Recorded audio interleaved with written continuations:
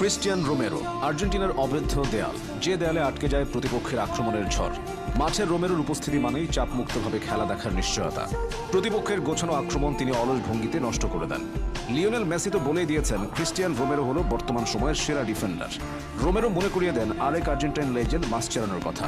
দুর্বল ডিফেন্সের জন্য বড় বড় টুর্নামেন্টগুলোতে আর্জেন্টিনাকে ভুগতে হয়েছে অনেক।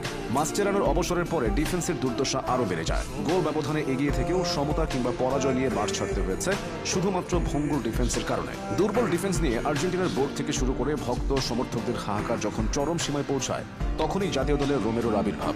আর্জেন্টিনার ডিফেন্সে রোমেরোর চীনের প্রাচীর হয়ে ওঠার গল্পটা জেনে নেওয়া যাক। আর্জেন্টিনার আক্রমণ ভাগে এক লিওনেল মেসি আছেন, এই ভরসায় দলটার সমর্থকরা প্রতিটি বড় আসরেই আশায় বুক বাঁধতেন। মেসি হতাশ করতেন না, তবে দুর্বল ছিল ডিফেন্স। এই সুযোগে প্রতিপক্ষ বের করে নিত ম্যাচ।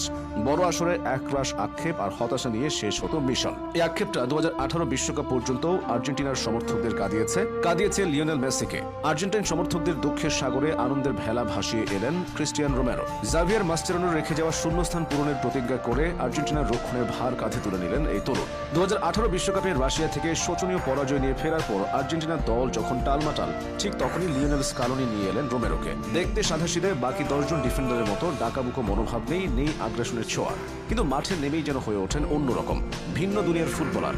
আকাশী সাদাদের ডিফেন্সে রোমেরো যেন অদম্য, অসামান্য, দূরতমনীয়।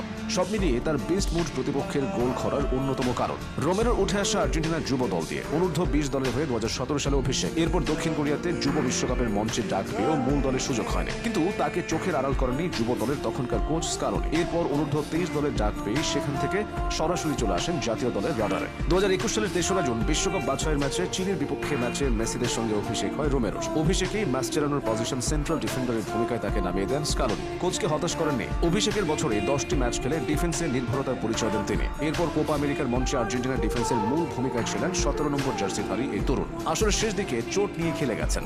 দলকে একেবারে চ্যাম্পিয়ন করে তবে মাঠ ছেড়েছেন স্কালোনি শিবিরের এই সৈন্য। জায়গা করে নিয়েছেন কোপার সেরা একাদশেও। রোমেরোর খেলার যে দিকটা সবচেয়ে নজর কাড়ে সেটা হলো ওল্ড স্কুল ট্যাকল। অন্যান্যদের মতো আচমকা আঘাত কিংবা মাঠে গড়িয়ে পড়েন না তিনি। বলে চোখ রেখে ড্রিবলিং এর তালে তালে ওঠানামা করে আচমকা চিলের মতো ছো মেরে নিয়ে যান বল। তার এই টেকনিকের কাছে কাতার বিশ্বকাপে ধরা খেয়েছে অনেক দল।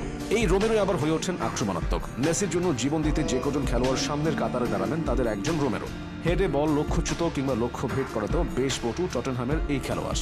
শুধু ডিফেন্সই নয়, আচমকা বল নিয়ে মাঠে উঠে অ্যাটাক করতেও রোমেরোর জুড়ি নেই। রোমেরোর শুরুটা আর্জেন্টিনার ক্লাব বেলগ্রানো থেকে। এরপর মেধা এবং দক্ষতা দেখিয়ে ইউরোপে নাম লিখিয়েছেন এই তরুণ। ইতালির ক্লাব জিওনা জুভেন্টাস পেরিয়ে আটলান্টা হয়ে বর্তমানে খেলছেন ইংলিশ ক্লাব টটেনহামে। ক্লাবের হয়ে এখনো কোনো শিরোপা জিততে না পারলেও দেশের হয়ে জিতেছেন বিশ্বকাপ, কোপা আমেরিকা।